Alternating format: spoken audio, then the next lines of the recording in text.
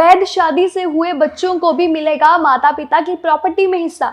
ऐसा हम नहीं कह रहे, ऐसा कहना है सुप्रीम कोर्ट का।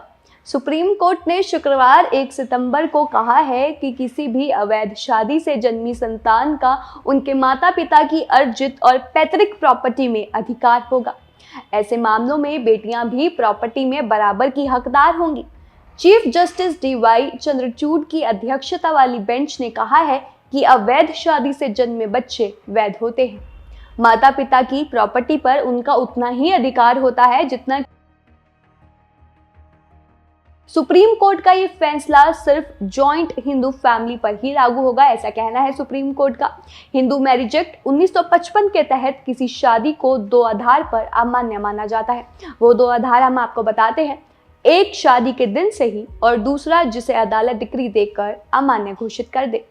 हिंदू सेक्शन लॉ के आधार पर अमान्य शादियों में जन्मी संतान माता पिता की संपत्ति पर दावा कर सकते हैं। हालांकि कोर्ट ने यह भी कहा है कि उनका ये फैसला केवल हिंदू मिताक्ष कानून के तहत जॉइंट हिंदू फैमिली की संपत्तियों पर ही लागू होगा। सिर्फ हिंदू फैमिली की प्रॉपर्टीज पर ही ये जो कानून है वो लागू होगा। आपको बता दें, ये जो सुप्रीम कोर्ट का फैसला आया है वो साल 2011 की याचिका पर आया है। सुप्रीम कोर्ट का ये जो फैसला है वो 2011 में दायर की गई एक याचिका पर सुनाया गया है, जिसमें हिंदू विवाह अधिनियम धारा 16(3) को चुनौती दी गई है। इस एक्ट के तहत अवैध शादी से पैदा हुए बच्चे केवल अपने माता पिता की प्रॉपर्टी के हकदार हैं। माता पिता की पैतृक का किसी दूसरी संपत्ति पर उनका अधिकार नहीं होता। इस जजमेंट के बाद CJI DY चंद्रचूड़ ने ये कहा है कि ये जो फैसला है वो उन्होंने एक इलस्ट्रेशन मतलब कि एक एग्जाम्पल के तौर पे समझाया है, जिनका उन्होंने सुनवाई के दौरान इस्तेमाल किया है। तो चलिए इसे एक एग्जाम्पल से समझते हैं। आपको बताते हैं एक एग्जाम्पल। मान लीजिए कि 4 भाई हैं। अब उन 4 भाई के नाम C1, C2, C3, C4। C2 मर जाता है। काल्पनिक उनकी मृत्यु से ठीक पहले बंटवारा हो जाता है।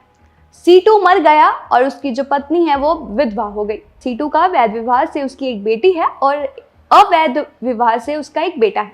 इसलिए यदि एक काल्पनिक विभाजन होता है तो C2 को सहायक संपत्ति का 1/4 हिस्सा मिलेगा।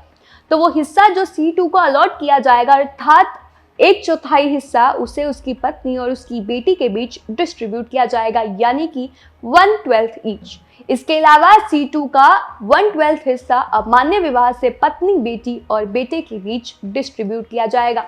CJI ने आगे ये भी कहा कि एक तर्क यह था कि C2 का 1/4 हिस्सा अमान्य विवाह से बेटे को भी अलॉट किया जाना चाहिए था, लेकिन ऐसा नहीं हो सकता क्योंकि ऐसा करना अवैध विवाह से पैदा हुए बेटे को सहायक बनाना होगा और ये सीधे तौर पर धारा 16(3) के साथ टकराव होगा, उसका ऑपोजिशन होगा। आपको क्या लगता है, सुप्रीम कोर्ट का ये फैसला कितना सही है? हमें कमेंट सेक्शन में अपनी राय देना मत भूलिएगा और ऐसी और इन्फॉर्मेशन के लिए चैनल को सब्सक्राइब कर लीजिए।